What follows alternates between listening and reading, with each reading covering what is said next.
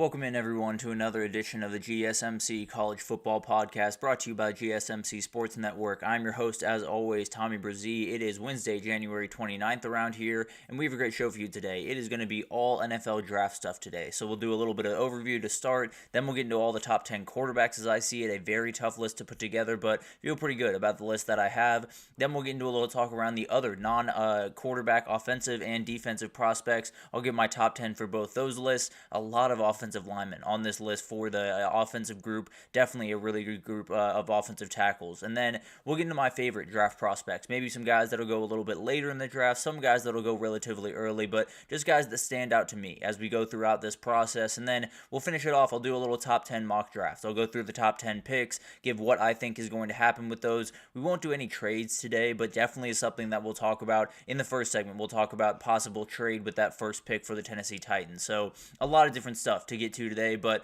before we jump in, I do want to remind you all we get tons of questions and comments throughout the show, and the best way for you all to get your question on the screen, we can have fun back and forth here, is to use the super chat. At the bottom of the chat on the Sports Network page, you can click that $, add any question, comment you'd like, it'll pop up on the screen, and we can have fun back and forth here. Definitely want this to be as interactive as possible, so utilize that, and we can have fun back and forth, and ask any questions you got about this NFL draft class. And let's go ahead and jump in. We'll do a couple of overviews really quickly as we get into this, and we'll go through records, teams to watch, storylines, that type of thing. And let's go ahead and jump into this, and the biggest thing to watch is what records could or could not be broken, because there's always some fun records to be on the watch for, and really, there's one that's going to be really interesting to watch, and it's that first one up there. Most players drafted in 1 year is 15 by the 2022 UGA, excuse me, apologies for that typo. 2022 UGA, where Trayvon Walker was taken number 1 overall. They're also a part of that group that had the most players drafted in the first round with 6 in the same year, so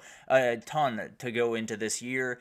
Ohio State's probably not going to break that number, that 6 for the first round mark. I can't imagine that that's going to happen. The 15 players total is a very interesting one to watch. Ohio State has so many guys that are going to get drafted in this class, and I think when you look at it, it's pretty close to that number, that 15 number. Now, there are a couple of guys that'll have to make their way in for this to happen, but that's definitely one to watch and one Ohio State could definitely push for this time around. The 5 national title winners having a streak of the most draft picks in a row, it's going to be 6. I can almost promise you that Ohio State will have the most draft picks this year. That was probably going to be the case even if they didn't win the national title, if I'm being totally honest. So a lot of different things going into this, but overall, it feels like a record could be broken. They could possibly get to 16 guys drafted from this Ohio State group, and it would be quite the moment. In terms of the first round, I don't think anyone's touching that number this year. A lot of spread out guys, and I just can't imagine Ohio State or anyone else is going to be able to sneak 6 guys into the first round. So those are the records that you're going to want to watch for. The only one that's really going to be broken here is maybe that first one. Most players drafted in 1 year. That'll be an awesome thing to watch if they can get to 16 over that 2022 Georgia. Apologies for that typo. But teams that are taking the hardest hit, or teams that you will hear from the most, I suppose is another way to put it, Ohio State is the obvious one. There's no doubt about this. This is definitely a group that is going to get the most draft picks in the year, is going to have an interesting time in the first round, I think. I think you have 3, maybe 4 guys that go in the first round, but it definitely could go down to 2. You know, you could just have Josh Simmons and Donovan Jackson going in the first round, and then Emeka Egbuka, Jack Sawyer, JTT, Travion Henderson, all of those guys slowly come off the board in the second day. So that'll be a really interesting thing to watch, but this is a group that's going to have tons of guys called. It's going to be very, very close to see if they can break that mark that was set by UGA a couple of years ago. It's going to be awesome to watch all these guys come off the board, because all of them could have come off the board last year. All of them could have come off the board roughly around where they're going to go this year. Last year, and they decided to come back. They got their national title. Now they get to ride off in the sunset, and we're going to hear the name Ohio State quite a few times during draft day.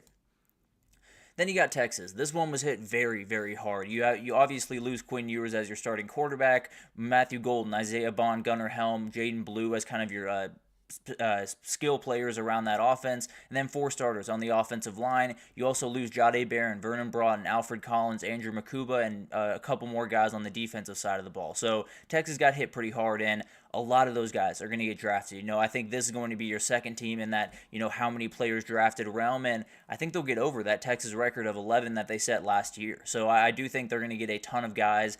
I think they'll probably get at least 3 first-rounders between Jahdae Barron, Cam Williams, Kelvin Banks, Banks, Matthew Golden, those type of guys. And then you'll see a ton of guys right after that, whether it's Quinn Ewers or Jaden Blue or Isaiah Bond, a couple of guys that definitely will go pretty early in the second round, maybe late in the first round, depending on how this draft process goes. But overall, this is going to be a team to watch. Maybe they will push for that 15 mark. The way that I counted it up, I feel like I've done this before, and I said 13 is roughly the number that I expect from Texas, because I believe they have 16 guys in there, and I do think there are certain guys in there that could really jump up the boards and possibly get to that 13, maybe even 14 number, but that'll be something really interesting to watch. In the first two rounds, Miami does have that record. Absolutely, Anthony. I'm talking just the first round. There's 6 guys drafted, and actually, Miami was a part of that group as well. I believe it was Miami in 2002 or whenever that group left, and then it was Alabama in 2015, I believe, something like that, and then that Georgia team. So Miami absolutely does hold the record for the most in the first 2 rounds. That'll be an interesting thing to watch. I don't know what that exact number is, but that'll be an interesting thing to watch for that Ohio State team. I think they're going to get a lot of guys in the second round. That'll be a really interesting thing to kind of unpack as it goes on, and maybe they'll possibly get to that number. It's going to be really hard to get to that Miami team, obviously. And then Notre Dame. This one's a little bit different because it doesn't necessarily have the sheer numbers of someone like Ohio State or Texas, but it does have the dudes. It does have a Riley Mills, a Mitchell Evans, Jack Kaiser, Howard Cross, obviously Xavier Watts, and you're going to hear these names called all over the place. Frankly, I don't know if you're going to hear any called on the opening night. I'll be totally honest. Now, Benjamin Morrison and Xavier Watts could find their way up into there, but I don't know. With that injury to Benjamin Morrison and Xavier Watts being behind guys like Malachi Starks and a couple of corners that could be kind of dynamic and play safety, it might be a little hard for him to make up that ground. Now, I do think he's plenty talented, and if you took him in the first round, I would not turn my nose up at you by any means. So that'll be an interesting thing to watch. I think Riley Mills, Mitchell Evans, Jack Kaiser is a guy I cannot wait to see, and it's going to be really, really cool to see all of that unfold, and definitely some really incredible things that can happen from that. But when we get into, and then obviously Notre Dame, you're not losing huge pieces, or you're not losing a ton of pieces, you're losing the real bedrock pieces that you have on that team. So definitely a huge loss for them. And then you got Ole Miss, you got Michigan, you got Alabama, all of those names will be called a ton among a ton of others. But at the end of the day, it's a lot of kind of spread out group and a lot of guys battling for a couple of different spots. And that's the first kind of storyline I want to talk about here is the battle for QB3. Who is that going to be? And I think, frankly, you look around the league around 2 months from now, you'll probably find 32 different answers, possibly. At least 3 or at least 4 or 5 different answers, because this quarterback class is weird. I think it's going to be Cam Ward, Shedeur Sanders, whichever way you want to order that, and then go off your instinct, basically. It's going to be a really, really interesting group to put together. I'll give my pick for QB3 right in the next segment, but overall, tons of great candidates, tons of guys that can be that guy, that can take that step forward and can be just absolutely incredible throughout this process. There's also guys that you're questioning. Quinn Ewers, can he take the steps forward when it comes to pocket awareness to become an NFL quarterback? Jalen Milroe, can he hit the open guys that he badly needs to hit to be the guy that they need him to be? And then Jackson Dart's a guy that's just kind of a wild card. He has a couple of those decision-making mistakes, and while he has tons of ability, you never really know what you're going to get from him from a week-to-week basis, especially when that offensive line is not holding up very well. So it's going to be a weird class, and I think the quarterback is going to be one where you'll find a lot of different rankings, a lot of different places, but someone's going to have to be QB3. One way or another, someone's going to have to be taken third among this QB class, and it'll be fascinating to see who it is and who he ends up going to. Then you got to figure out this running back class, because it is a very, very confusing one. It is a group that is absolutely incredible top to bottom, but it's also a group that gets hit in a lot of different ways, because when you look at this group, you got Ashton Jeanty, going to be an incredible player. Cannot wait to see what he can do at the next level. He will likely be taken in the first round. A lot of people saying he'll go number 12 to the Cowboys at some point in the first round. I totally agree with that. I think that totally makes sense. Now, the other side of that is this is a very deep running back class. This is a running back class where you could get a guy like Caleb Johnson in the 3rd or 4th round, and then you're looking up and saying, do I really want to spend my pick in the first round on a running back? Is Ashton Jeanty that much better than the guys right behind him? That's definitely a conversation that will be had around every single draft room around the country, and people will have different answers to that. It'll be really interesting to see what happens there, and you have guys like Omarion Hampton, Caleb Johnson, Travion Henderson, Quinshon Judkins, Ollie Gordon, Cam Skattebo. it's going to be a lot of guys, and it's going to be really interesting to see how people kind of approach that. Is it all out on Ashton Genty in the first round, or is it taking your time just a little bit more and making sure you're in the right headspace before you move forward with that pick? Because I think it's a battle back and forth, frankly. Then we got to talk about what happens at number one. What do the Titans do with that number one pick? Because I think there are relatively three different options of what they possibly could do. Because they could trade that pick. They very well could. And I think the Raiders would be a team to watch there because it sounds like they have their eyes set on Shedeur Sanders. But at the end of the day, let's say they keep that pick. Let's say and Alfred Collins is a fantastic pick for someone that I think could be shooting up the boards here pretty soon because the athletic ability is just ridiculous, if I'm being totally honest. So we can definitely talk about him possibly tomorrow. I'll give a couple more guys to get into in depth, and that's definitely one I'd like to get into. But for the first pick, I think let's just say they're not going to trade that pick. Let's just say they're going to make that pick. And there's two different ways it can go from there. So you have a quarterback or a quote-unquote generational talent. This is something that their GM said. He said they would not pass over on a generational talent. As far as I'm concerned, we got two generational talents in this group with Travis Hunter and Abdul Carter. So the question then becomes, you got two different questions within this. Do they want Cam Ward? Do they want Shedeur Sanders? Or someone else in the quarterback class? Or which generational player do you want? Abdul Carter or do you want Travis Hunter?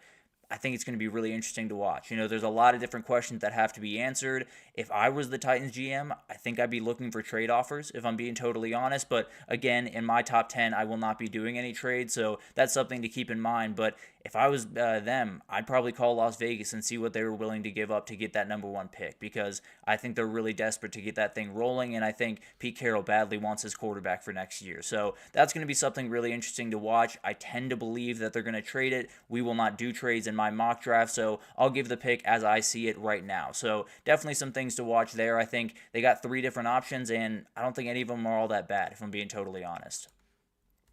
And then you kind of have this tier 2 players, or the middle group, as I like to call it, because Abdul Carter is my answer as well, Anthony, if I'm being honest. But the reality is this class is just not as strong as normal classes, at least at the top level. That being said, when you're, I believe I saw Daniel Jeremiah was the person that put this out, where he said picks 20 through about 60 are going to be roughly the same player, or roughly the same skill level, roughly the same ability, and he's absolutely right. You talk about a guy like Alfred Collins, he's probably not going until later in the second round, middle of the second round. You could make the argument that he's roughly as good as a couple of defensive tackles or a couple of the other defenders that are going to go late in the first round. So I think there's an ability to say, maybe we'll sit on a pick. Maybe Matthew Golden is someone sitting there at number 26 for the Steelers, let's just say.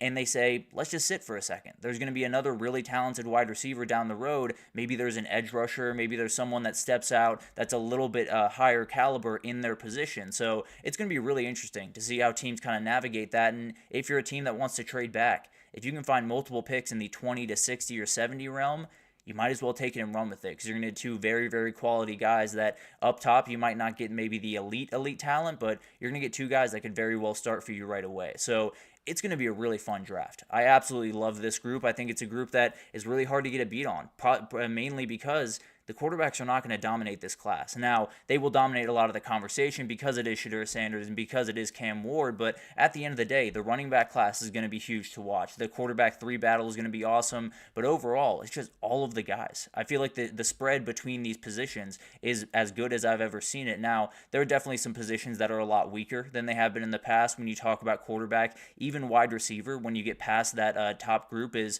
not necessarily elite by any means, but I do think it's a really fun class, and it's going to force a lot of these GMs to figure out some different ways to go about this, figure out some different ways to look at these players and make sure you're getting the right guy and not passing over on someone that's going to be special, because a lot of these guys look special and a lot of these guys look questionable in a lot of different ways. So it's going to be awesome, and frankly, I think the teams that win out in this draft are just the teams that evaluate talent the best, because it's a lot of talent and it's very, very hard to evaluate these guys as of right now. But let's take our first break here, and when we come back, let's talk about the top 10 quarterbacks in this NFL draft. I gave my rankings and feel pretty good about them. I definitely have some differences from all the people that are, NFL draft quote-unquote experts, if you will. I definitely have some differences from them, but I'll break it down right after this, so stick with us. I feel like I'm losing my mind. Is everybody in the world blind? Please, Lord, give me a sign, a sign. feel like I'm losing my mind. Is everybody in the world blind? Please, Lord, give me a sign, a sign. I wanna be the greatest. Everybody on the fake shit. I look around and feel like everybody is the fakest. I make this every day and I'm impatient. Hoping one day I blow up from the basement. Statement, the top is so vacant. I don't hear shit that I think is amazing. Waiting for my day when I'm playing. Sold out shows for 1,000 faces. Hey, give me that crown. Get in my way and to be put down. It ain't your place, all this my town. If I want that shit, then I'll get it right now. I'm losing it, the noose it fits. I'm losing shit, a stupid myth. You choose to live or choose to dip. You choose to fight or lose your grip and lose a gift. I feel like I'm losing my mind. Is everybody in the world blind? Please, Lord, give me a sign, a sign. I feel like I'm losing my mind. Is everybody in the world blind? Alrighty, welcome back everyone. We just got into a little bit of an overview of what the NFL draft will hold for us over the next couple of months, and Anthony had a good question here. What pass rusher fits at number 13 right across from Chop Robinson down there in Miami? The two names that came to my mind right when you said that were Mykel Williams, if he is still on the board, which will be a question if he's still on the board there at 13, but if he is, I would absolutely take him there. And then I do think Shedeur Stewart is a guy that you might be taking a little bit earlier than he would go for other teams, but I think he's a very talented guy that you put him across from Chop Robinson. It could be a terrifying duo that makes life nightmares for all offenses across the league. But I've also seen them possibly go offensive tackle, like a Kelvin Banks is still on the board or a Josh Simmons is still on the board. Maybe they'll take them there just to give him a left tackle for the next 5 or 6 years. So definitely some different options for Miami, but edge rusher or offensive tackle, I feel like, are the two choices that they'll be kind of weighing over the next couple of months. But let's get into these quarterbacks because it's a hard group to put together because it's just not the strongest quarterback class that you've ever seen by any means. There's definitely some guys on here that I really like and I think can become great players. There's no one on here that I think is a slam dunk. There's no one on here that I think are going to be absolute game changers from start to finish. I don't think there's guys that are going to burst onto the scene and tear people to pieces. Frankly, I'd be a little bit surprised if the Rookie of the Year was a quarterback next year. I think there's too many talented guys at running back and wide receiver for them to break through. And that being said, I do think there are talented guys, and I think there are guys that could develop into really long-term vets at the next level. So let's go ahead and kick it off here in. We'll start with Curtis Rourke. The quarterback over at Indiana had an incredible year this year, and I think he could end up being a steal. He stands at 6'5", 223, can make a ton of throws. Now, there are some big issues there. I think the big-time thing that I have with him is making those big-time accuracy throws into tight windows. Now, it's not to say that he's not capable of doing that, but when you look back at the Notre Dame game or you look back at the Ohio State game, and some of this was game planning, some of this was him, so it's not all on him necessarily, but there are bits of that game where it felt like the only throw that he felt confident throwing, or he felt, confident over and over throwing, was back shoulders or slants. It wasn't necessarily anything dynamic. It wasn't necessarily anything down the field like a deep crosser over a linebacker and under a safety, or, an out corner that you have to hit in the stride and make sure you're getting your guy in bounds. Those are just aren't throws that really jump off the page for Curtis Rourke. Now, I think he has all the ability in the world, and I also think he has stuff in between the ears that not everyone in this class has. So I do think he has an ability to really fly up these boards, and I think in those interviews for the NFL draft, he's going to wow people. I think he has a great head on his shoulders, and he's dealt with a lot of different stuff. I think he's going to be a guy that gets drafted in. We'll see what happens from there. I'd be a little bit surprised if he developed into a full NFL starter in the future, but it would not surprise me at all if he ended up being a 10-year NFL veteran just because he was a very solid backup that came in and played really solid football for you when you needed it. So that'll be a really interesting guy to watch. Don't necessarily have the highest of hopes for him at the next level, but definitely a guy that I think, given the right situation, could do some really great things. Kyle McCord is the guy that I'm watching the most, if I'm being totally honest, because I don't think he's going to crack up into the QB3 or QB4 talk. I do think he could be relatively close to the next group. Now, I put him a little bit lower here because I am worried about some of the different things with him, including how does he deal with pressure. He's not necessarily the most athletic guy in the world, and he's definitely a guy that can get a little bit out of his game a little bit early in one. And when you look back at that Pitt game earlier this year, he was all over the place, and it happened very early on, and he just couldn't find his feet again. That is a big-time issue, and if you have those blow-up games in the NFL, you don't just, move on to the next week, brush yourself off.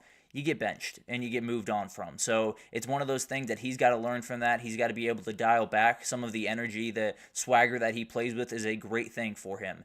You also got to dial it back at different times and make sure your confidence isn't getting the best of you. So very talented quarterback. I think he could develop into a really good player, but I tend to believe the blow-up games would just be a little bit too much for him at the next level. Riley Leonard is the guy that a lot of people have fallen in love with over the last little bit, and I'm kind of a part of that group. Now, I've a little bit more tempered expectations because of the passing ability.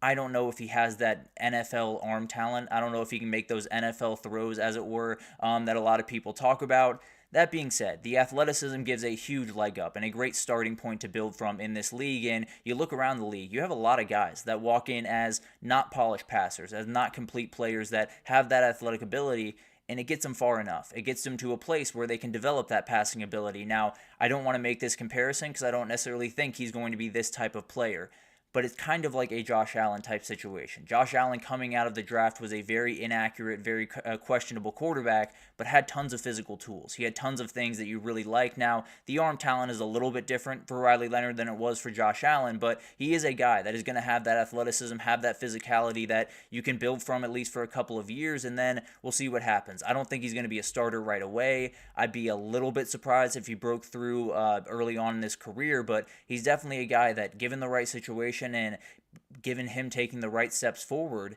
maybe kind of bursts onto the scene in his second year and becomes one of the better quarterbacks in this class. Then we have Jalen Milroe.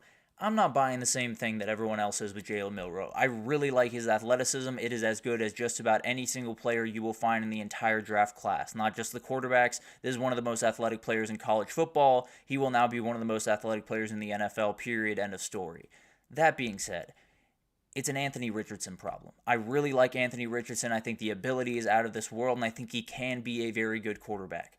It's just going to take too long. It's just going to take too long for him to find his way when it comes to accuracy, when it comes to preparation, when it comes to all the different things that are a problem for him. No doubt about that. There's definitely things that you look at him and you say, man, this is a really fun college quarterback, but at the next level, DCs are going to eat him alive. That's the reality of his situation right now. But all that being said, the athletic ability is insane. The athletic ability gives you a certain moniker where teams are going to be willing to take that risk on you, and I would be willing to take that risk on him because I think the kid is absolutely incredible. I think he's going to tear apart NFL interviews as well because I think he has the best head on his shoulders as maybe anyone in this entire draft class, and I think he's a guy that really is more than willing to learn and more than willing to get better. But at the end of the day, I'd be a little bit surprised if he became a long-term quarterback at this level. And as Anthony said, I don't necessarily think he's an outright running back at the next level.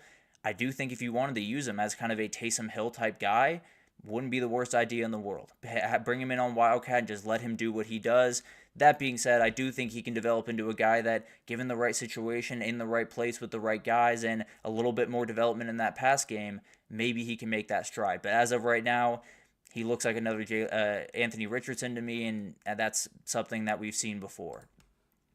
Dillon Gabriel here at 6, and the big issue with Dillon Gabriel as we get over to the Combine is going to be his size. I can absolutely promise you that. People will make a huge deal out of his size the same way they did with Bryce Young, and you could argue they were right or wrong about that. Bryce Young started the kind of resurgence in his career, and I think he's going to have a great year next year, so that'll be something interesting to watch. He does have a strong arm, given that small size. The arm is not necessarily the issue. Now, I do have a little bit of an issue with he hasn't necessarily been forced to push the ball downfield too much. So the question becomes, you can throw it really hard, you can throw it really far, and that's all well and good. Can you make those throws consistently is a problem. And I definitely do think when you look back at Oregon this year, they did enough pushing the ball downfield, but Will Stein in that offense is all about, finding the open guy, getting that 5 yards, and then tacking on another 5 yards. And then you get that one explosive because you get the ball in the hands of an elite wide receiver that makes a play after the catch. So I do think he's a guy that when you get into the NFL, you're going to have to make those throws over and over and over again. I'm not sure if he's going to be able to do that. I don't expect him to be a long-term NFL starter. I fully expect him to be a long-term NFL player. I think he's a very, very smart player, and I think he's a guy that if you needed him to come in for a spot start here and there, could play some really good football for you. So I think he's a guy that will definitely stick around in the NFL, but I do think the size mixed with some of the quote-unquote NFL throws that would have to be made will probably hold him back from being a long-term starter. I got Quinn Ewers here at 5, and this is one that probably the most polarizing quarterback in the entire group, at least on the field, because I could see him being QB3 for some teams and then QB10 for other teams, if I'm being totally honest. I think the big issue with him is going to be the footwork and the pocket presence. No two ways about that, and you look beyond that, I don't want to say there's no other issues with him because there definitely are other issues, but let's say he figures out the footwork. Let's say he spends the next 3 months just building out his base, doing a ton of squats, making sure he has a much more stable base going into the next level. A lot of the stuff that we get mad about him for are going to go away. You know, the floating of balls, that's not going to be there anymore because a lot of the power is going to be coming from his lower half, not just from his arm. And I think a lot of the pocket mobility stuff is going to get a little bit better because he's going to have a stronger base to work from. And he's not going to fall into sacks. He's not going to, have to be able to get out of one guy and then immediately when another guy pops up, he's down. So I do think there's an ability where if you fix that one problem, if you build out a stronger base over these next 2 months as you get over to the draft, I think he can shock some people. And I think, say he goes to the Rams or the Raiders or the 49ers, I think those could be situations where he could very well thrive. And I think the arm talent is very, very good. Now, the arm strength leaves a little bit to be desired. But again, I really think it all starts with that base. If he can find a way to get a little bit stronger in his legs, feel a little bit more coming from his legs in his throwing motion, I think he could be a very dangerous player that shoots up the boards. But definitely a guy to watch. I think another guy that will do incredible in those interviews, and someone will fall in love with this kid. I think he could go first round, late or early second round, if I'm being honest. Will Howard here at 4, and he would have been behind a couple of these guys before the CFP. He is now in front of them because he did things that I didn't think he was capable of doing. I'll be totally honest with you. He made a ton of throws that I would not have pegged Will Howard to make. So he's one of those guys that it felt like the entire year was being held back just a little bit, from what he can be and what he was capable of being, and then they just let him loose. In the CFP, they let him be what he can be, and it's a special thing to watch. The athletic ability is going to be huge, and I think the bigger part of it is his mentality is going to be huge. Every NFL scout saw what they saw. They saw a guy walk into one of the most talented, one of the most veteran groups in the country and take over and become a leader of that team. That is not an easy thing to do, and definitely something that NFL GMs have clocked over the last little bit. So cannot wait to see what this kid can do. I am rooting for this kid to the nth degree because he's had a weird college career that probably wasn't appreciated enough at Kansas State or by Kansas State during his time, but I do think he's a guy that can make some really good plays. And as Anthony put it, fringe starter, great backup, definitely a area I could see Will Howard kind of falling into. Maybe, he gets that fringe starter role and then maybe he starts rolling, who knows. But a very talented kid, and regardless of if he's your fringe starter or he's a great backup, I think a great piece to add to any franchise out there. Jackson Dart is my number 3 quarterback. He is my QB3 as of right now. The athletic ability mixed with the arm strength is just too much to pass up on. Now, I do have some issues. I do think when you face a defensive line that is going to get after him, that is going to, force him to make some tough decisions and throw on the run and do all those different things, he likes to get a little creative. He likes to do some things that are a little bit out of the playbook, a little bit out of the ordinary, and it creates problems. There's no doubt about that. But I will say, in terms of all of these quarterbacks outside of these top 2 that we'll talk about here in a second, I think he has the best ability. I think he has the best ability to become an NFL starting quarterback. I think he has tons of work still left to do. And I think when you get him in that room, if he has 1 or 2 years to sit behind, I'm trying to pull a name out of my hat right now that would be gone after 2 years, and I can't quite do it. But a veteran quarterback that could be finding his way out of that team in a couple of years, maybe a Seahawks situation where you have Geno Smith for another year or two, then you move on to Jackson Dart. It could be a very interesting situation for him, no doubt about that. But the top 2, I'm going to put Shedeur Sanders at 2. Shedeur Sanders is my number 2 guy in this class. The ability is incredible. The accuracy is absolutely awesome. The worry is the same thing I had with Caleb Williams last year. And the reason that I had him kind of a 1A, 1B with Jaden Daniels going into last year was you're playing outside the offense a lot. And you're doing things that in the NFL just don't work. Running around and going back and forth across the field and then making a big-time throw doesn't work at the NFL level. And it especially doesn't work when you don't have the athletic ability of a Patrick Mahomes or of a Caleb Williams. He has a ton of athletic ability. It's not necessarily to take anything away of what Shedeur Sanders can do, but he's a little bit more of that prototypical pocket passer that those 2 guys weren't. So he can make stuff happen. And I frankly think he can become a very, very good quarterback at the next level. I think the tools are out of this world. I really just do think if you can keep him inside an offense, if you can make sure that he is making the right read, checking the ball down, not taking too much, not going for too much, you're going to have a quarterback that can be a guy for a very long time. That is a big if, as far as I'm concerned. So that's going to be a really interesting thing to watch. I think he has all the ability in the world. I do worry about some of those superhero plays that he likes to make that just won't happen at the NFL level. Cam Ward, same exact problems I had with Shedeur Sanders, if I'm being totally honest with you. There's not a ton difference between these two guys. One thing I will say is I do think Cam Ward has more just outright arm talent. I think he has more of the ability to release the ball from different arm angles, to get the ball into different tight windows. I think he has a little bit more of that than Shedeur Sanders has. And then on top of that, I think he's just a little bit more effective playing within a system. He does get out of it every now and then. He does try to make those superhero plays, and some of that was just Miami's offensive line struggling at different moments. Some of that was him just being who he is. So it's going to be interesting to watch. The footwork is solid, but not great. The arm talent is outright insane. He has absolutely elite instincts out there. That is one of the biggest things for me, is he feels like he knows where the rush is coming from before they've even started. So he's a very interesting guy, and I think there could be some bad moments. I think he is a guy that you could draft number 1 overall and then are drafting a quarterback in 3 years. He's also a guy that you could draft a quarterback number 1 overall and you're set for another 15. He's a very, very talented guy, and the biggest part about him is what's between the years. You are not going to find a guy that loves football that is going to play harder for you than Cam Ward is, and it's really hard to pass up on a guy like that. So I have Cam Ward as my number 1 guy. I think more than anything, the mentality puts him over the edge for me. If I'm going to draft a quarterback, I want a guy that just wants to play football, that wants to be as locked in as possible, make sure that, as he said with Shedeur Sanders when they were working out, he wants to be remembered as a football player. I love that. I definitely would gravitate towards that guy, and he is my top quarterback in this class. But it's a very funny class that could have, maybe Kyle McCord becomes the best quarterback in this class. Maybe Riley Leonard becomes the best quarterback in this class, because it's all over the place. If I'm being totally honest, at the end of the day, it might just come down to who can make the right plays and who can keep their wits about them when they're out there on the NFL field. But let's take our second break here, and when we come back, let's talk about my top 10 offensive non-quarterback prospects and then my top 10 defensive non-quarterback prospects in the draft right after this. So stick with us. Looking for your daily fix of sports talk without having to pay for it? GSMC Sports Network is available on YouTube. Just search GSMC Sports Network. Get your fix of daily sports talk shows on YouTube, absolutely free. NFL, college football, NBA, MLB, MMA, UFC, fantasy football, and so much more. GSMC Sports Network has shows running all day long, with new sports shows starting every 2 hours. Just like on your favorite cable sports channel, except GSMC Sports Network is absolutely free. Just search GSMC Sports Network on YouTube to catch one of your new favorite shows, like the GSMC College Football Podcast, Chip Shot Football Podcast, Hoops and Heels Women's Sports Podcast, GSMC Basketball Podcast, and so many more. Check it out for yourself. GSMC Sports Network, now available on YouTube absolutely free.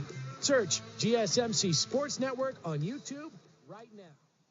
Alrighty, welcome back, everyone. We just talked about my top 10 quarterbacks in this class. Definitely a tough list to put together, but those top 2 guys, in Shedeur Sanders and Cam Ward, are setting the pace, and then rank them however you want, as far as I'm concerned. They are all over the place and definitely a tough group to put together, but let's get into the other guys. Let's get into the offensive non-quarterback, obviously, prospects, and then defensive prospects. As I see it, the top 10 guys on either side of the ball, and it's a really fun group on both sides of the ball as far as I'm concerned. Definitely some different guys in all of this, but you look at the offensive side, and it's a whole lot of offensive linemen on here. And we'll start with Travis Hunter. I did put him on the offensive side of things. It's a toss-up as far as I'm concerned. The way that I see it right now, I think he could end up being an all-time corner and then play 15 or 20 snaps at wide receiver. I think it could be the other way around depending on the team that he goes to. So it's definitely up in the air. I put him on the offensive side of the ball just because I felt like that was a little bit cleaner, but definitely is someone that would probably be on the defensive side as well, frankly. So definitely a very talented kid, and I think everyone, as we're getting closer to this draft and getting closer to the season, obviously, I think they're going to see that you just can't keep this kid off the field. You can try to make sure that he doesn't, injure himself, doesn't go crazy, but he's playing both ways. You got to make sure that you get him a couple of snaps at wide receiver every single game because he can totally change your offense in an absolute second. So that'll be an interesting thing to watch, how he's utilized and everything, but he is the best prospect. In terms of offense, maybe be the best prospect overall, but that's something we can talk about here in a second. Then you have Will Campbell, offensive tackle for LSU, one of the most complete offensive tackles you'll see in a while. I think Joe Alt and him are very, very similar. Now, the one big difference between those two is arm length. That is something that a lot of people are worried about in the NFL draft process is, does he have the arm length to play NFL offensive tackle? Because if you let that edge get hands on you before you get hands on him, you've lost. That's the ultimate rule of pass rushing, of offensive line of offensive line play, If you get your hands on them first, congratulations. If they get your hands on you, you're screwed in every sense of the word. So that is definitely a big time issue, and maybe he slides into guard to get that under control. Maybe he plays tackle. I think his athleticism more than makes up for that arm length that he does have, but definitely something to watch. He could be someone that you kick around an offensive line depending on the guys that you have on that team. Then I got Kelvin Banks here, the Texas offensive tackle, another guy as athletic as they come and could slide into the guard position. Very, very physical guy, very solid run blocker, not necessarily his biggest trait, but definitely a guy that can handle business. I think he's going to be a left tackle if I had to imagine at the next level, especially with who I have him going to, and I'll reveal that later, but he's a guy that I think is going to be a left tackle at the next level, and I think he could be a 10-year vet. He's so athletic, he's so smart, he's not a guy that's going to let a lot of people beat him. He's really good at using the pass rushers' moves against them, whether if they want to go high, he'll just kind of push you around the quarterback and let you do your thing. If you want to spin back inside, he'll pin you down into the guard, and then the quarterback will be able to release. So very, very smart player, and definitely a guy that I think can be a 10-year vet in the NFL. Shedeur McMillan, a guy that I absolutely love. An elite talent in every sense of the word. Ball skills are absolutely insane. The body control is as good as I've seen in a really long time in college football, and he's someone that is going to make an immediate impact. Just because of the size and the ability, there's almost no way that he doesn't walk on the field and immediately be a guy that you want to get to the ball to as quickly as possible. Cannot wait to see what he can do at the next level, and put in the right situation, he could become one of the best wide receivers in the entire NFL. And then we have Ashton Jeanty, one of the best running back prospects since at least Bijan Robinson. You could probably go back to Saquon Barkley, and I wouldn't argue with you too much. This guy is a true problem at the next level, and a lot of people are circling that number 12 pick to the Cowboys as a possible landing point. Some other places have definitely poked out that name, and it'll be an awesome one to watch. There's no doubt about that. I can absolutely promise you that whoever gets this guy has a running back for the next 5, 6, 7 years. He is going to be a really influential back, and the only real worry I think people would have is the tread on the tires. He ran the ball a ton at Boise State and had a couple of injuries down the stretch. I don't think it's going to be a huge issue, but definitely something to watch as we get throughout this process.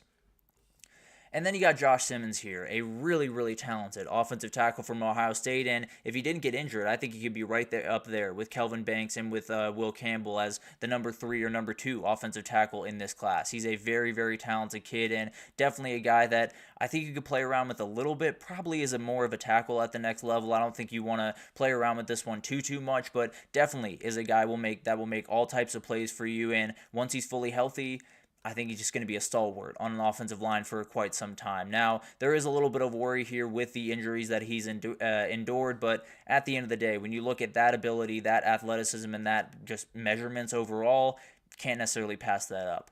Then you got Josh Connerly. This is probably my favorite of the bunch. This is the one guy that I might have a little bit higher than you'll see maybe elsewhere, but just uber athletic, an absolute freak of nature at the left tackle position, and a guy that did an incredible job the last couple of years at Oregon, has very long arms, has very, very good first step, and he's someone that I look at the left tackle and say, I'd pick him immediately. And I'd say, I really do think you can start him right away, and I think he might just have a gold jacket in his future. Incredibly, incredibly talented guy, and definitely someone that I might be a little bit higher on than some other people, but I think he's going to make someone very, very happy for a very long time. Luther Burden III, a very, very good wide receiver. One guy that I had circled going into this season. Didn't quite have the year that he wanted this past year at Missouri, but at the end of the day, he is special. There's no doubt about that. I have a soft spot for this guy because whenever you watch him play football, you just want him to get the ball every single time. You just want him to just get fed the ball over and over and over again, and Missouri didn't do that by any means. So hopefully you can find a better place to get working, and I think Cincinnati could be the landing spot. If they get rid of T. Higgins and they have that pick in the 28 or 29, I don't know exactly where they have that pick, but wherever they do, Luther Burden's probably going to be on that board.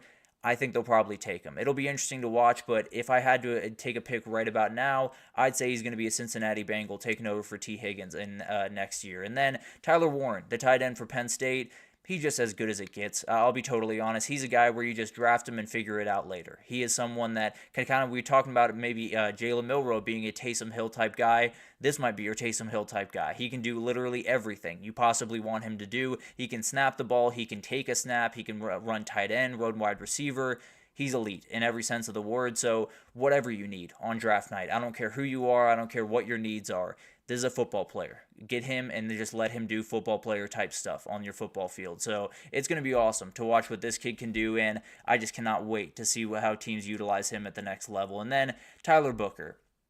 This is the guy that I will say without a doubt, I will guarantee he is going to be a Hall of Famer. He is an absolute freak of nature. His athleticism and push off the ball is absolutely insane, and I think he's going to be one of the best offensive linemen in the NFL for a very long time. He's elite, and he is someone that I really, really enjoy watching. I cannot wait to see what he does at the next level.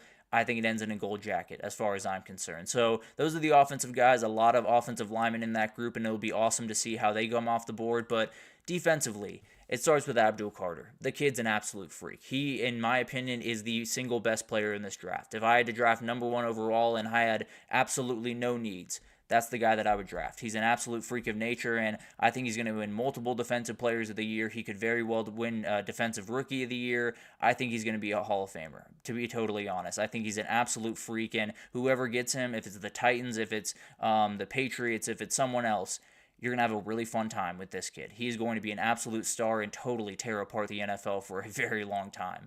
Then you got Will Johnson. Will Johnson, to me, is the best cornerback prospect we've had since Pat Surtain. And you know what happens with Pat Surtain. He is the best cornerback in the entire NFL. The guy's 6 foot, 175, 180-ish. The elite speed is something definitely to worry about. Not necessarily that straight line speed that a lot of the other corners will have, but the physicality at the point of attack, the ability to play boundary corner against some bigger, more physical wide receivers. He's downright elite, and he's so good in coverage. He's a guy that can be a true lockdown player from the jump, and frankly, if he falls anywhere below 13 or 14 or 15, just take him. Just take him, even if you don't need a corner right that second. Just take that kid, and he is going to make big-time plays for you on the defensive side of the ball. Then you got Mason Graham, his teammate over there at Michigan at defensive tackle. I'll use this as my Hall of Fame guarantee player. This is a guy that I think can do incredible things at the next level. I don't necessarily want to compare him to the elite talents out there, but it feels like a person that could really be a stalwart for a team the same way a Grady Jarrett was for the Falcons or has been for the Falcons, or I don't want to go crazy, but maybe an Aaron Donald for the Rams. He's a remarkably talented kid, can rush the passer, is an elite in run defense, and I think he's going to be a problem at the next level. I think he's going to be one of those names that we look back on a year from now and everyone's saying, how is he not the first overall pick? But then you have Mykel Williams, the Georgia defensive end, elite in every sense of the word. I think he's someone that you could build your defense around because very strong pass rusher, but the reality is him against the run is special. He has such long arms, he has such an ability to make sure that guys stay inside and get back to the swarm of people trying to tackle him. He is such a smart player, and it's shown throughout his time at Georgia. He could be kind of a Cam Jordan type player for whatever team he gets to at the next level because he is going to be very long, very aggressive and play everything you possibly want him to play. Jalen Walker, the other guy from Georgia, this is just pure traits, and he has plenty of tape to back it up. Not necessarily saying he doesn't, but the traits are just ridiculous. The speed is out of this world. All of the insane pass rushing ability is incredible. The ability to cover running backs and tight ends out of the backfield is unlike any other linebacker in the country. The way that I look at it is he could be a real threat for Defensive Rookie of the Year, and he's a guy kind of like Trayvon Walker a couple of years ago that it might take a little bit of time, but once he gets going, it's going to be terrifying for a lot of people out there. Princely Umanmielen, let's get to the next one. Princely Umanmielen is the guy that I'm talking about here at number 6, Ole Miss defensive end. Just a freak. I'll be totally honest with you. He has ridiculous bend. That was the biggest thing that kind of stood out was the ability to bend around an offensive tackle and get to the quarterback. And then he measured out this week at the Senior Bowl, and he's 6'4". I don't know how that's possible, if I'm being totally honest. I don't know how you get that low to the ground at 6'4", but that's exactly what he does. He's a truly terrifying pass rusher and a guy that maybe needs a couple of, polishes around the edges when it comes to pass rushing, but is elite in every sense of the word and will make big plays for you. Malachi Starks here at number 7, the Georgia safety. Really like what Malachi Starks can be in. I really think he brings a lot of what Kyle Hamilton brought to the table. Very smart, very rangy guy that is really good at the point of attack, but also he's going to make plays. He's going to make very special plays in coverage and make a number of picks for you that might just be highlight reel picks. Then I do have Jahdae Barron up here, maybe a little bit higher than you'll see in a couple other guys, but when I look at this guy, I think he can be your cornerback for a decade. Plays the game incredibly smart, can be a boundary corner, plays elite against the run, is so good at getting off blocks, and is one of those guys that you're not going to throw in his direction and have a lot of success. Now, obviously, it's going to get a little bit tougher, and coverage against NFL receivers might be a little bit much at times, but at the end of the day, he's going to be one of those guys that you just plug him into a position in your back end and you let him fly, because he can play safety, he can play nickel, he can play outside or inside corner. It's going to be awesome to watch what he can do. Nick Scourton is the guy that I really like. I think he's a little bit of a gamble at the next level just because of some of the non-polished parts of his game, but the ability is crazy. The measurables will be absolutely insane at the combine, and he's definitely a guy that can make tons of plays. Cannot wait to see what he can do at the next level, because I think it's a little bit of a boom or bust potential. I tend to believe it's a little bit more towards boom. And then Walter Nolan, a guy that I fall in love with, just a freakish athlete that is shooting up the boards right about now. I think he's going to end up being a first-round draft pick and maybe even top 15 by the end of this process. The dude has been absolutely incredible throughout the first parts of camp, and can't imagine it stopping anytime soon. But those are the guys that I have for my top 10 on either side of the ball. As far as I'm concerned, you can talk about a million things with this draft. It starts with those two guys. Abdul Carter and Travis Hunter are the two best players in this draft. They're the two best prospects, and cannot wait to see where they go in this draft. It's going to be awesome to see those two guys go to work, and frankly, I think you might as well just make the Gold Jackets now for those two guys. But it's going to be awesome to watch all of those guys unfold and see if I was absolutely wrong about one of these guys on here in a couple of months now. But at the end of the day, those are my top 10 offensive and defensive prospects. Let's move forward and just give my favorite prospects, some guys that I really like, whether it's I like the person or I love the player at the next level. There's definitely some guys on here that might be a little bit more off the beaten path that we haven't talked about yet. Want to get to those guys right after this, so stick with us.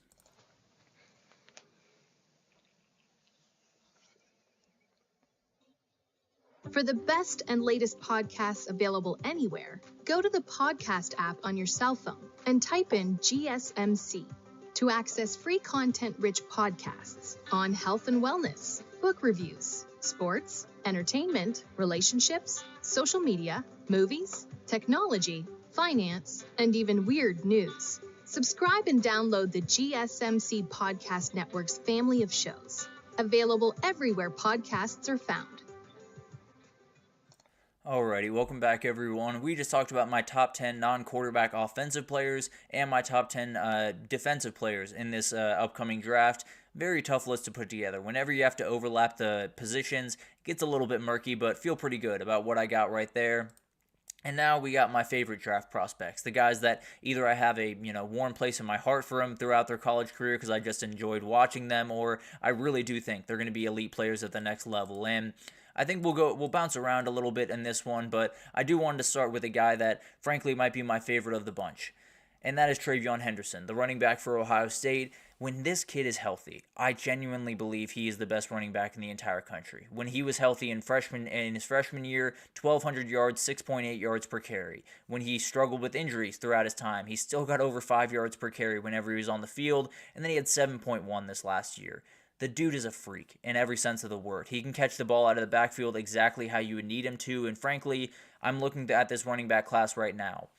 This would be my RB2. Right behind Ashton Genty, this would be my guy because I think the just true ability that he has to run in between the tackles, get outside on a stretch or on an outside zone, and then just catch the ball out of the backfield about as good as anyone you'll find across the NFL right now. I think he's one of those guys that I don't want to say he's a Saquon Barkley because I don't think he is, but he absolutely is a guy that can catch the ball kind of like a wide receiver the same way a Saquon Barkley or a Christian McCaffrey or a Bijan Robinson do, and he's going to be a huge player. Now, the injury history is a real problem. It's definitely something to worry about, but he's had a full year being a very, very big piece of that offense and being fully healthy. He's someone that obviously has a great head on his shoulders because a lot of people would have not let Quinshon Judkins come into that team because they wanted to be the guy, because they wanted to get all the spotlight. That is not the way this guy works. He's an incredibly down-to-earth, incredibly good person, and he's someone that I really do think is going to be a star at the next level. I was actually random thought that I had in my head during that Eagles Commanders game this past weekend was, man, if you add Travion Henderson to this Commanders offense, it could be downright special. So I don't know if that's where he's going to go, but I do think this is a guy that's going to be really special at the next level, and someone's going to have a running back for a very long time that's going to do some great things for them. Andrew Makuba is the other guy I have here. The growth that he has had in this year that he has been at Texas has been just about as good as anyone in the entire country. He's been really, really incredible. Now, he was plenty solid at Clemson, no doubt about that, but he became a star at Texas He became a star at Texas, and I think he will find his way into the second round. Remarkable ability, and the biggest part about it is the ability to sink into coverage and then find balls and high point them is just ridiculous. He is someone that has made play after play through this year where it's just, how did he get that far, that quickly? How did he make that play in that amount of space? And we talk about the Arizona State one, was a great play, was the biggest play of his season and definitely one of the better ones of his lifetime. The play against UGA, I don't know if anyone remembers this, but the first INT that Carson Beck threw in the UGA game was a ridiculous play from Andrew Makubi. He covered probably about 15 yards, made his way back, and made a ridiculous play on the ball. The dude is special in every sense of the word. Frankly, I think he's a guy that if you're taking him any later than the second round, congratulations. You got a massive steal because he is a guy, not only is he a guy that taking huge steps this year, I don't think he's done yet. I don't think he's quite reached his ceiling, and you put him in the right situation around the right guys, he's going to make a ton of big-time plays for you. Jaden Higgins is the other guy I wanted to talk about. This is one of my favorite wide receivers in the entire class. I think when you get past Travis Hunter and Shedeur McMillan and Luther Burden, I do think you have a little bit of an opening of what could possibly happen with that wide receiver 4 spot. A lot of people throwing out Matthew Golden as an option, a lot of people throwing out Isaiah Bond. I think Jaden Higgins might be that guy for me. He's a remarkable good player, and 6'5". He's really, really incredible. Has been able to get over 1,000 yards again for the past couple of years, and he's going to be a star at the next level. I think he's too physical. I think he's too fast, and I think he's a guy that I'm trying to find a comparison, and I can't quite find one right now, but he's someone that I think can make a huge impact on someone. He makes great plays, and you put him next to a solidified wide receiver 1, I think he could really shine. Like, say, goes to the Dallas Cowboys and plays next to CD Lamb, or goes to Washington and plays next to Terry McLaurin. I feel like he's a guy that could really fill out an offense and become a downright star at the next level. I think he's as complete as you'll find in this wide receiver class, and you're looking for someone that can block in the run game and still go downfield and make a big-time play for you. This is exactly the guy to do it. So I think this is one of those guys that in this wide receiver class, you're probably going to get overlooked just a little bit with Travis Hunter, with Shedeur McMillan, Luther Burden, and all of the other guys around. But Jaden Higgins is a special player, and I very well think that whoever gets him might have just gotten the steal of the draft. Kobe Bryant is the other guy I want to talk about, Kansas cornerback that has gotten a ton of praise throughout the Senior Bowl tryouts that are going on right now, and we'll break that down probably later in the week, maybe Friday. We'll do a quick breakdown of what's going on at the Senior Bowl and who's standing out and all that different type of stuff, but he is absolutely one of those guys. Now, he is a little bit undersized. Overall, as you look at a corner, not necessarily to the standards that you would love. That being said, the ball skills are just ridiculous. He's kind of like a wide receiver out there playing corner. He is more than happy to run the route for the wide receiver, make a big-time play on the ball, and he's someone that 4 INTs in the past 2 years, a forced fumble in both as well. He is a big-time player. Now, I think there is a little bit of a question of can he handle the physicality of those big-time NFL receivers. That will be something to watch, no doubt about it. But I do think he is a guy that can make some big-time plays for you and maybe be a pick leader on your team in a couple of years.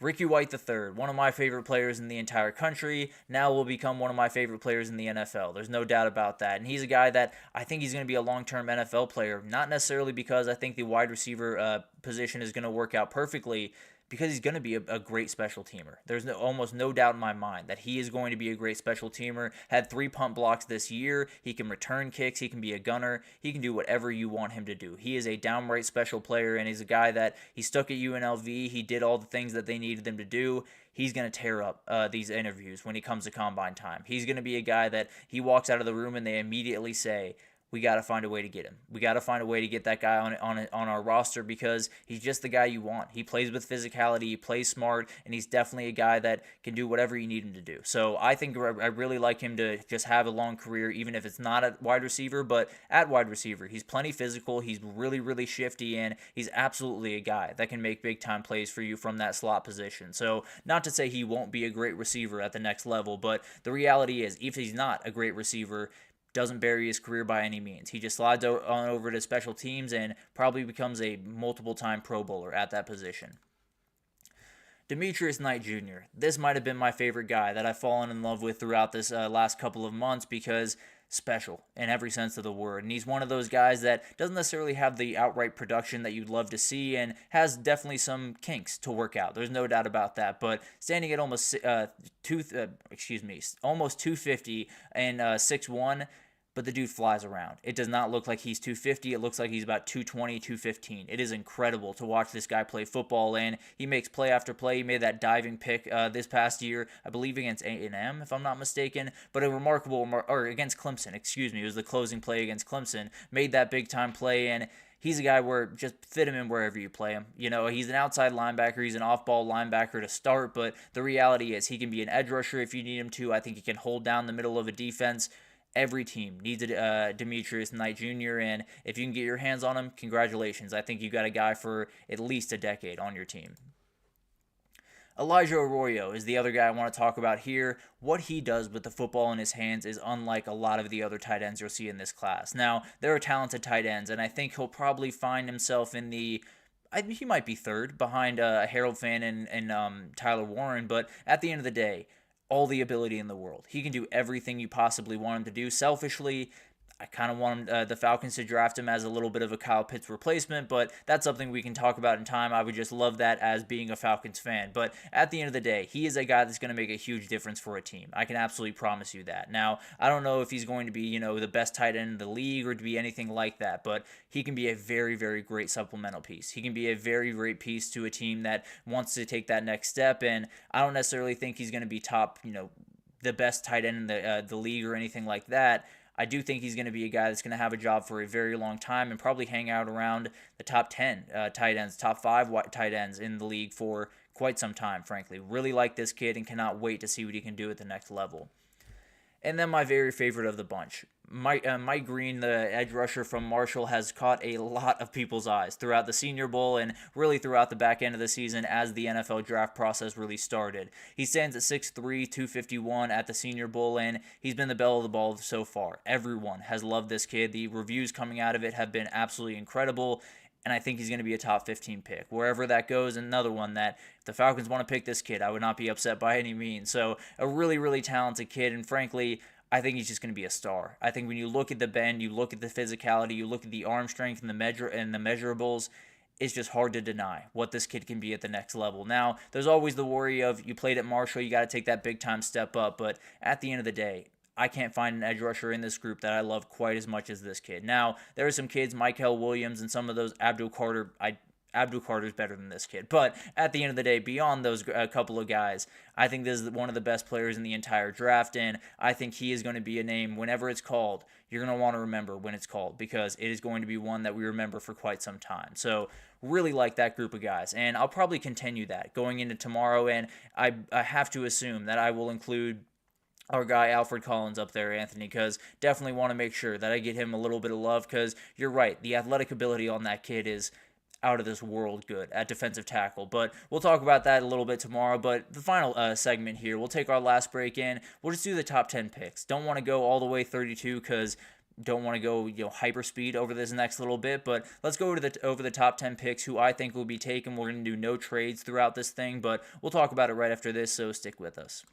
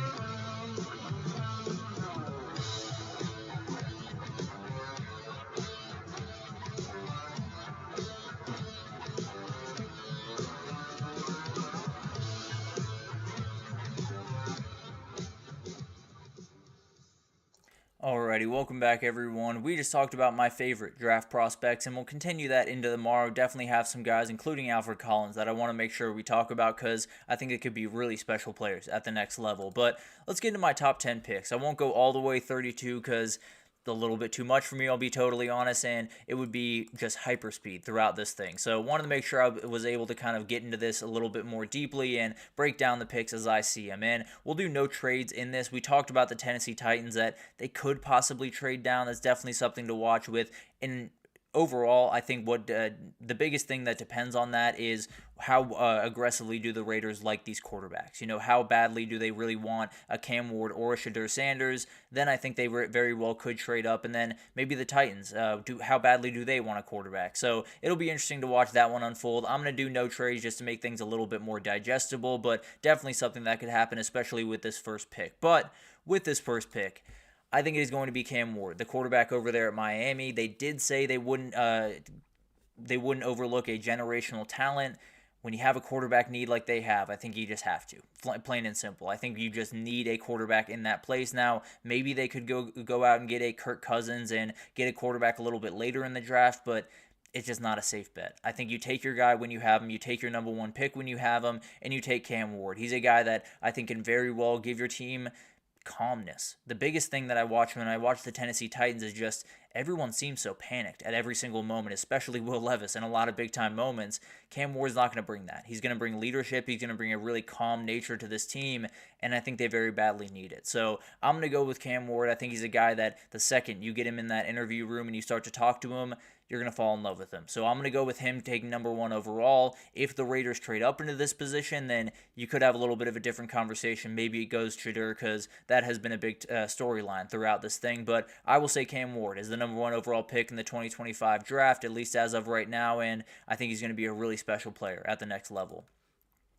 The Cleveland Browns, I said it a couple of days ago, I don't think the Browns are letting this guy get past him. I think Travis Hunter is too big of a player to let get past him, and he's one of those freaks of the group. There's no doubt about that. He is a guy that can play wide receiver, play corner, and when you look at the Browns roster, they need both. There's no doubt about that. I think they need the wide receiver just a little bit more than they need the corner, though. I think they need that guy to make plays on the outside, and I think that's very well the way that they could use him. Now, it'll be interesting to see how that kind of works out and what the split is there, but the reality is, I do think this Browns pick just makes sense. I think they're looking around. They very well could go for a quarterback, but with all of the cap problems that they have right now, I think they'd be more willing to probably trade for a guy maybe like a Kirk Cousins that already is going to get a lot of his salary covered by the Falcons. That probably would make a little bit more sense to me at the quarterback position. So they could go a quarterback here, but I think they're just going to go who they think is the best player in this class, and I think it's going to be Travis Hunter for them with the need they have at wide receiver. Shedeur Sanders, the number 3 pick overall in this draft to the New York Giants, and we saw him throwing to Malik Neighbors at the Heisman ceremony. I tend to think we're going to see it on Sundays for a long time to come. The Giants just need a spark. That franchise just feels sad to me for a long time, but especially over the last little bit. It's just felt very, very sad. You need a guy to bring the energy back. This is that guy. Now, I do think there are some questions. People have said there are questions about, would Deion let him play there? I have to assume the answer is yes. I don't think the Giants are one of those teams that he'd be very staunchly against. I don't know those teams, though. So it'll be an interesting thing to watch. Maybe if he's not picked here and someone else is picked, then you know exactly what's happening. So that'll be an interesting thing to watch. But the reality is he's a guy that can change your franchise, and he absolutely will change your franchise, at least over the offseason. You'll get a lot of people involved in that team that had kind of tapered out over the last couple of years. So I think they go for the big swing. I think they take Shedeur Sanders, and they have their quarterback for the next little bit.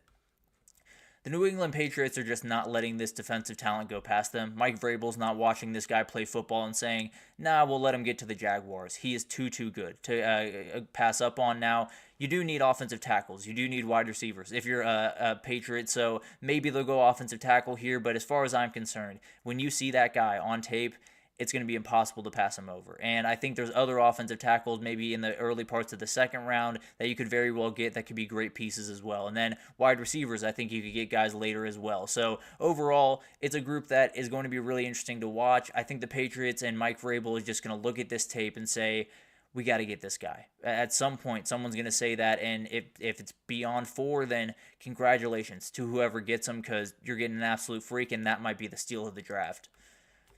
Mason Graham here at number 5 for the Jacksonville Jaguars. I think when you talk about a new head coach coming into the mix, and he is an offensive head coach, so maybe he takes a little bit of a bigger swing, gets a wide receiver or something like that, but the way that I see it, offensive tackle is another one that they might need here, but the way that I see it, just get the guy that's comfortable. Just get the most safe pick on the defensive side of the ball that you possibly can, because Jacksonville has a million problems. It's not just the offensive side of the ball. It's not just the playmakers or the offensive line. They got problems defensively as well. If you have that stalwart on the defensive side, where you have Mason Graham is the quote-unquote quarterback of that defense, and then you got Trevor Lawrence on the other side, at least you have a base to build around. And I definitely think he can be one of those guys where we talked about Aaron Donald before, might have been a little bit too big, but an Aaron Donald, a Chris Jones guy that can be your defensive tackle for 10 years and be there for a very, very long time and be used in a number of different ways. So I think it's another guy where maybe the Jacksonville Jaguars have a little bit bigger of a need on the offensive line, but the reality is when this kid falls to you, you take him and you don't ask any questions. Will Johnson, a guy that I absolutely love, and there are some people that are dropping him a little bit lower. Now, if you dropped him to 15 to my Falcons, I would have no problem with that. I'd be very, very excited, but at the end of the day, he is a guy that I think can make all the plays in the world. He is so, so good in coverage, and definitely a guy that I don't get him dropping out of the top 10, if I'm being totally honest. The ability is out of this world, and when you look at the Raiders, they do need their quarterback, no doubt about that, but they also have the 37th pick in this draft, where you could get a guy like Quinn Ewers, or you could get a guy like a Will Howard, possibly, at that position. I think you take the best defensive player that you have on the board. I think you take the guy that you can leave an entire side of the field open and just say, Will Johnson's over there, we'll be more than fine. So the way that I see it, I think the Raiders have a number of different positions that they could go after in this spot, but the way that I see it, Will Johnson's the biggest freak of the bunch, and he's definitely a guy that can give that back end some much-needed help, and then you figure out the quarterback likely in the second round with one of those QB3, QB4 types, whether it's Quinn Ewers, Will Howard, Jalen Milroe. That'll be an interesting thing to watch down the stretch, but as of right now, I think you just take the best guy on the board, and that will be Will Johnson. Will Campbell is my number 7th pick for the New York Jets. The reality is, if the New York Jets do not take an offensive tackle, pack it up. I know there's some other things that they need, and there's definitely some big-time things that they need, but the reality is you have a quarterback that possibly is coming back after another year rehabbing from his Achilles injury. You got to give him help. You just have to. So maybe they'll go wide receiver, maybe they'll go crazy, but just get the guy that can be your offensive tackle for the next 7 years. Just get the guy that you feel very confident in, and get the guy that will be a huge piece in protection. Then you get protection in the first round, you get a weapon in the second round. Maybe Rodgers will find their way back to New York, and then we'll see what happens from there. But overall, I think he's one of those guys that you have a million problems over there at the Jets. Get the guy that makes a huge problem go away pretty quickly. Get the guy that at least can handle the offensive line, and then the quarterback will come into play. And then the wide receivers and all that other stuff, you always build from the inside out. This is going to be the guy that really helps out that inside. Shedeur McMillan going to the Carolina Panthers as far as I'm concerned, and it's just one they need very badly. And they need a lot of things very badly over there in Carolina, so to be totally fair, it'll be interesting to watch what they do here, because they could very easily go offensive tackle, but I think they're just going to be really, really hard-pressed to pass up on a guy like this, especially when you have Bryce Young that is going to need more weapons going down the road. You know, Adam Thielen's a great player, not quite what you need, and Xavier Legette's awesome. He's also not quite to the level that you very much need right now. I think Shedeur McMillan is perfect. I think the size is going to be a huge advantage for a smaller quarterback like Bryce Young. I think the comfort in the way that Shedeur McMillan runs routes compared to the way that Bryce Young throws balls, I think it fits together really, really perfectly. I think he's going to be a really special player. And then you can worry about offensive tackle in the second round. There will still be some guys out there that can make some big-time effects for you, but I think this guy's just too good to pass up on. But at the end of the day, whoever does get this kid is getting someone special. I just think the Carolina Panthers are going to say, we're going all in on Bryce Young this year. We got to give him a guy to throw the ball to and feel confident in. That is probably going to be a Shedeur McMillan. Then we got Mykel Williams. This is the guy, I talked about him being a Cam Jordan type guy.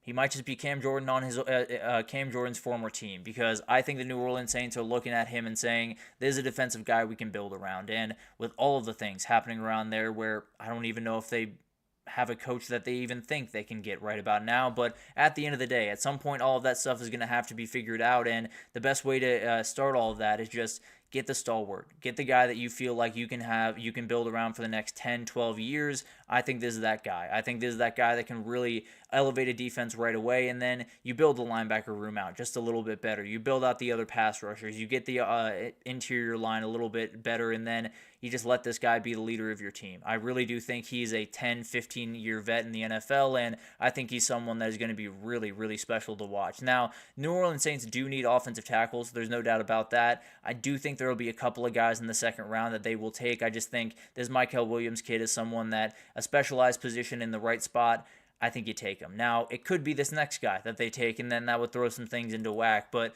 for my number 10 pick, I'm going to go with Kelvin Banks Jr., the Texas offensive tackle. This is the guy they need. There's no two ways about that. They badly need help on the offensive line. If they pick anything else other than offensive line, they're losing their minds, plain and simple. So they got to figure that out, and it very well could be Josh Simmons, depending on how that goes. It very well could be a couple other guys, but having Darnell Wright on one side of the ball and then having Kelvin Banks on the other is going to be a special thing to watch. And let's say they feel good about the offensive tackles they have going into next year. I don't think they will, but let's just say they do feel good about it. You can slide him into guard, and he'll be an absolute beast as well. So I think he's a guy that's going to be a really, really long-time vet. I think he's someone that could be protecting Caleb Williams for his entire career. So he's a very, very talented kid. Definitely a guy that maybe has a couple of different things that he could get a little bit better on, but at the end of the day, as polished as you will find them, and absolutely someone that if you're the Bears and you're taking an offensive tackle, take him and just reap the rewards. He's going to be incredible and definitely is going to be a huge, huge piece to this team. So the NFL draft, it's always awesome. I always really enjoy the NFL draft time because you get to kind of blur the lines between college football and the NFL. You get to kind of feel a little bit smarter over some of the NFL people because they'll say things like Anthony Richardson's the best quarterback in the NFL. He's not, and we watched him at Florida, and we very much knew that. But at the end of the day, there are always some really fun things that come out of this. We'll continue to talk about this over the next couple of days before we get on out of here. We'll do a couple of different, more guys that I'm watching for, more of my favorites, and we'll include Alfred Collins in that as well. So a lot of different things still coming throughout the week, but that's about the NFL draft. For the time being, that's where we stand right now. It's going to change a lot. There's going to be a lot of things happening, including the Senior Bowl this weekend, that will shake up this a little bit, but definitely going to be a really fun thing to watch. But that'll do it for this edition of the GSMC College Football Podcast, brought to you by the GSMC Sports Network. Your support means a lot to us, so please remember to subscribe to the show, leave a positive review. It does make a huge difference. Also, follow us on Facebook, Twitter, TikTok, Instagram, all the social pages for all the content and updates you could possibly need. We got great people covering every single sport you could want, so anything in the world of sports you need, come on over to GSMC and we have you totally covered. But thank you once again for listening. I'll be back tomorrow to talk about Michigan fighting back against the NCAA, what next head coach is going to be the first to win their national title, everything in between, right? Everything in between that on tomorrow's show at 9 a.m. Eastern, so I will see you then.